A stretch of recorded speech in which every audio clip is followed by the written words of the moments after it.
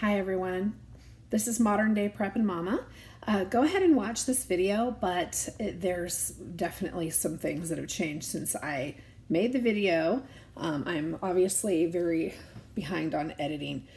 So watch it, take it with a grain of salt. At the end, I'll explain a couple things. Thanks. It's a very expensive John house. I like going. You gonna go in?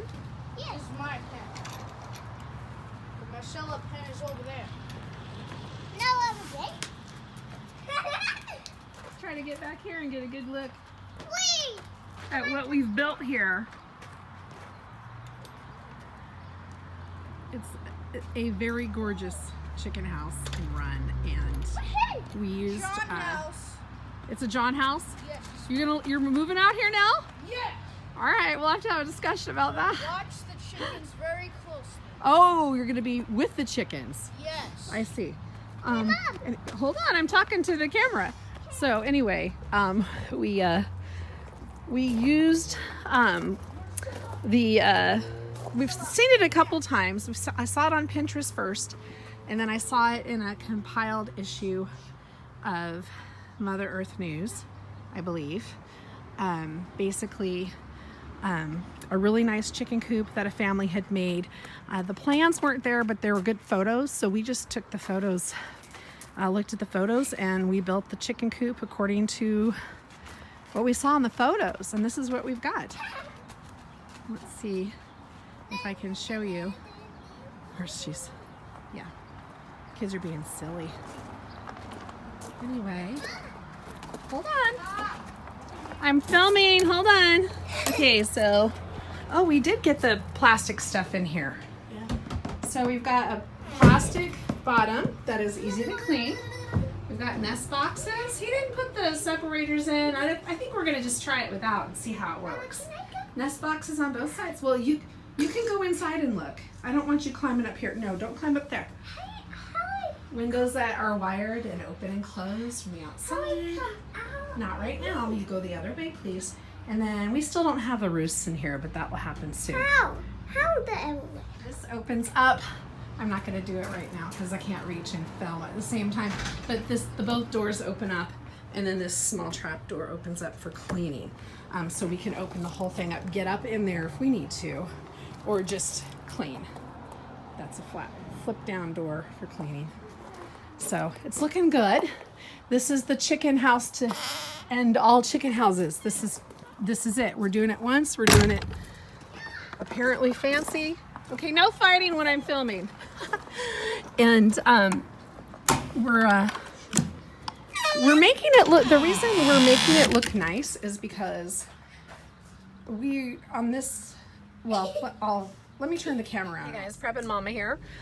It's a few hours later. And the kids were talking too much and stuff for me to concentrate on what I was telling you about the chicken coop. So I just wanted to kind of go over,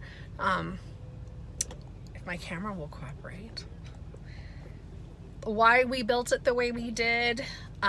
Because our last chicken coop was definitely not that nice or fancy. It was made from pallets and an old loading platform step and different things, and we haven't had chickens in maybe 5 years or so, I guess. Anyway, this time we wanted to do it a little bit differently, and here's why. If you've seen my recent videos, or if you've been following along, you know that we bought the church that is on the corner near our home, contiguous to our property. And that church is eventually going to be turned into an Airbnb, a 2-story Airbnb. So there will be 2 units. And what I am working on developing on the property where we live, because we've since added even more contiguous property to the point where we have almost 5 acres, is a small farm, hobby farm type situation right there, where we can develop our self-reliance skills, right, to a point. and where we can host people and have them be involved with or help harvest their own breakfast or lunch or whatever. So we wanted whatever we built to be really nice, and we wanted whatever we built to make it a really nice experience for them.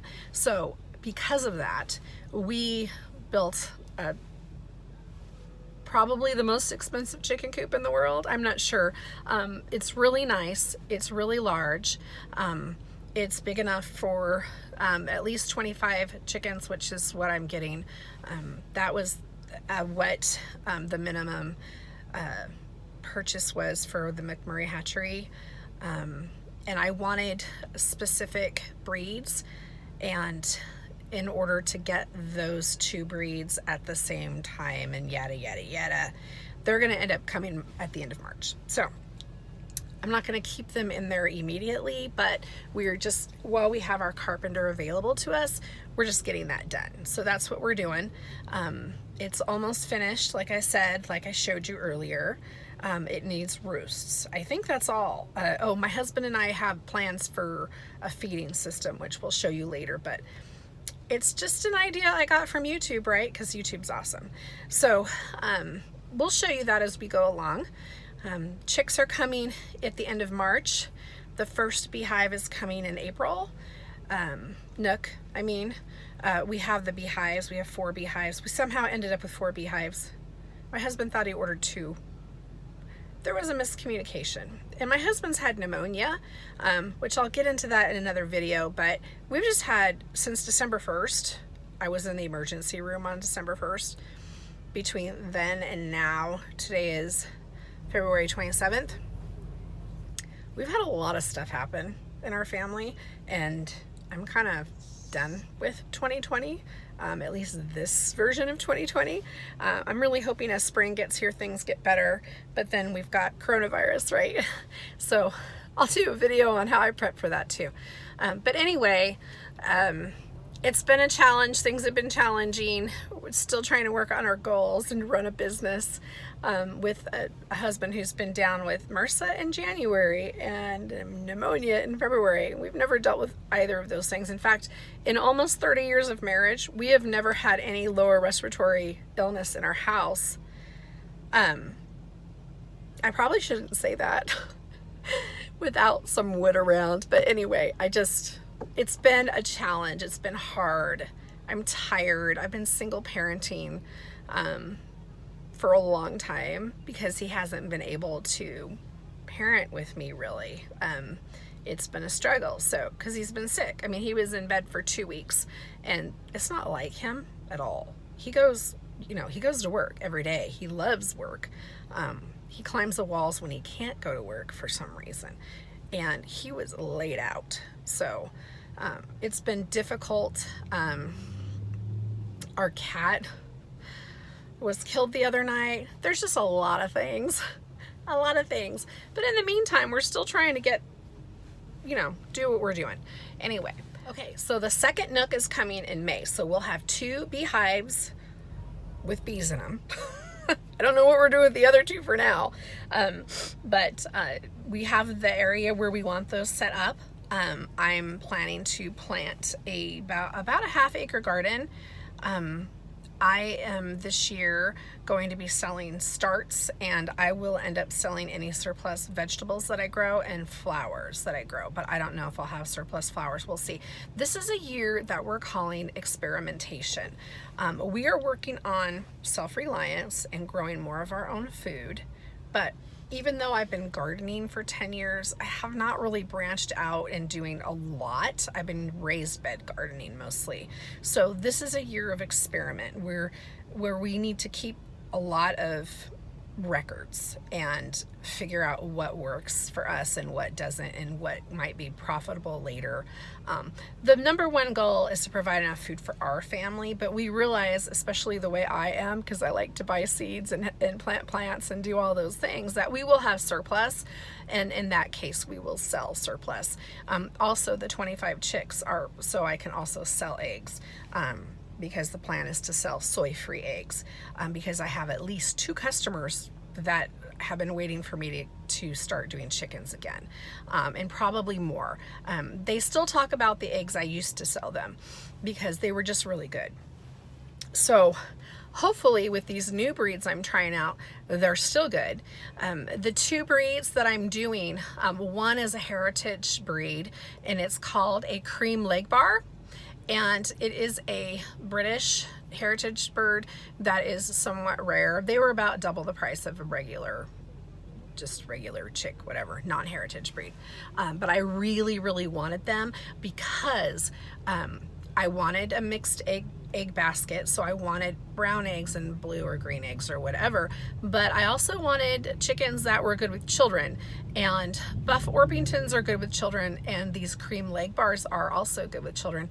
And I was going to get Buff Orpingtons, but I could not get them at the same time as the cream leg bars, so I ended up with white Orpingtons, which I don't know a lot about, but I'm hoping that's a similar situation. They were a little bit more than Buff Orpingtons, and I'm thinking maybe they're just slightly more rare. I need to do my research on that, but I'm pretty happy with what is coming, and I'm pretty excited, especially about the cream leg bars. They're kind of neat looking. They're an auto-sexing breed, so you can kind of tell what's a female and what's a male. Of course, I'm buying straight runs anyway, but I just think that's kind of neat. Just the more I learn about chickens, I like birds. I'm a big fan of birds, and I like chickens. I think they're very entertaining, but also they lay eggs. And to me, if something's going to be useful like that, I'm pretty happy with it. So anyway, that is why we built a really nice chicken house, because it's right there. You'll be able to see it from the Airbnb. We're just trying to make sure everything we do looks nice, and looks pretty, because that's part of the whole experience. So that's what we're doing. Basically building and using the property that we have to build industry on and provide for our family. So that's what we're doing. We're working a lot on a lot of different projects, and we're trying to figure out which projects to drop and kind of focus our energies on. We have shops to fix up and clean out, and just different things to move around, because we're hoping to start working on the Airbnbs this summer. So right now, where we are in the process is we're going to be doing like an informal proposal to our city to see what they think about us bringing that property back to residential, and what kind of red flaggy type things, or what is it that we should or shouldn't do to not raise red flags or create more costs for us when we convert that back into residential. And so because it's basically we're going to be putting it we're going to be making it into a duplex. I mean, basically, when you take a building, it was originally a home, and then it's been a church for many years, over 20 years, possibly 30 years. And so if it's been a church for that long, and it's 2-story, so we're wanting to make it into technically a duplex, we have to run that by the city. So we're working on our preliminary paperwork for that, but I have drawn plans for both the upper and lower stories, and I'm very excited about that. And then there's another building on our property that we're hoping to turn into another Airbnb, and I've drawn plans for that, so I'm also very excited about that. This is the kind of work that I enjoy doing. I like to draw plans, and I like to design, and I like to do all these things. And yes, I'm a prepper, but I also have other interests. Prepping is not my entire life, although it seems to be becoming more and more important, and self-reliance seems to be becoming more and more important. Part of, and I think I've shared this before, part of our plan is to create an estate and trust for our disabled daughter that will provide for her when we no longer can. So we are working towards multiple goals, at this time, and prepping is just one of them, right? Because you still have to have a life. So coming up soon, Let's see, I already did a video about organizing my freezer room. I'm hoping to get to my food shed soon and show you how I do that. And then I'm going to talk about, I'm going to show you how I'm starting seeds. My potting shed is cleaned out and ready to go, and I'm ready to start seeds. I'm going to be starting peppers and some flowers and probably some other things within the next week. And I'm also going to do a video on prepping with special needs. That is a video that it's going to be hard for me to do because yes, my daughter is disabled and she doesn't really know the difference if I share things online, but I still feel like I'm the guardian of her privacy. So I'm going to try to sensitively share how I'm prepping for her without, you know, invading her privacy too much, because I'm hoping it will help other parents who also have special needs kids. So, and I feel like that's important too, because I don't know that any other prepper is talking about that, but there's certain things that I'm prepping and stocking up on because of her. So anyway, I'm going to be talking about that soon enough too. Anyway, my kids are in Kung Fu. I'm sitting in the van. I'm going to go in and watch them do Kung Fu. I appreciate you stopping by and checking out my chicken coop, and I will talk to you in the next video. Preppin' Mama out.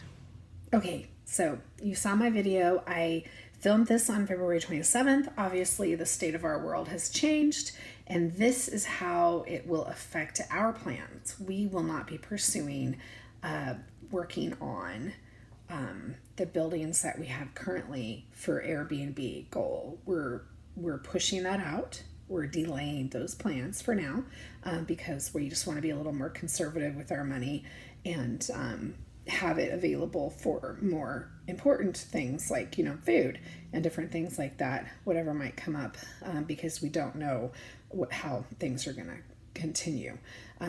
Today is April 10th. I'm editing this video. I'm just now editing this video. This is how my winter has been, guys, but things are looking up. I mean, there's sun today and it feels good to get outside and get my hands in the soil. So the other thing is, although I do have some orders for some starts from people, and I'm assuming they'll go ahead and get them. I am not holding them to that, and I am not selling any more starts. So in other words, I did start a whole load of vegetables and I have a lot, but instead of selling those, I'm going to go ahead and plant them. So instead of a 4,000 square foot garden, we're doing a 6,000 square foot garden, which is not nearly half an acre. I don't know what I was thinking. Obviously I hadn't calculated things. Also, I know a straight run is not all one sex or another with birds, but you know, I said the wrong thing in the video. So let me correct myself now. Anyway, we added 2,000 square feet to the garden area. So we're going to go ahead and plant everything extra that hasn't already been reserved from people and raise the food, and whatever we don't need, we're just going to use to help other people with, because we don't know how the summer is going to play out or the fall. And we just want to be available to help people in our community if as much as possible. Sorry, I'm not used to filming on an iPad, but I'm editing on it and I like that. So I just decided I'd jump on here and fix all this. So we're still continuing to clean out shops. We were supposed to have a shop sale at the end of March, and of course we had to cancel that. So we have our shops that we've added onto this property, and the properties that we added had shops on them, but they had to be cleaned out. They were a mess. So we're getting rid of all that stuff and making the shops our own. So we're just cleaning out, doing stuff. We're doing a lot of work here. Work is slow, although we are essential workers, so that has been a huge blessing for us. Our work is still slow, and we're not able to keep everyone busy. So right now we're working as much as we can on the property and on the garden, and we did get the chicks, and I will have a video coming up about that soon.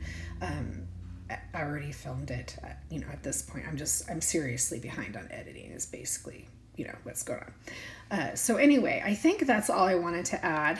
Just that we're, being a little more practical. We're not, we are still going to work towards the Airbnb unless things get really crazy and it's just completely impractical. Like if no one ever travels again, we're definitely not investing in that, right? But for now, we're just using the buildings to the best of our ability for what we need them for right now. And we're working on food security for our family and in order to help others. So it's Good Friday. I'm going to go start getting ready for Easter weekend here. And I hope you guys are all doing well. Please leave a comment and let me know how you're doing. And let me know if you're experiencing any kind of food shortages or anything. And if you're interested in me doing a video about where I'm finding certain food and livestock items and different things, let me know and I'll do one. I'll let you know what I've come up with.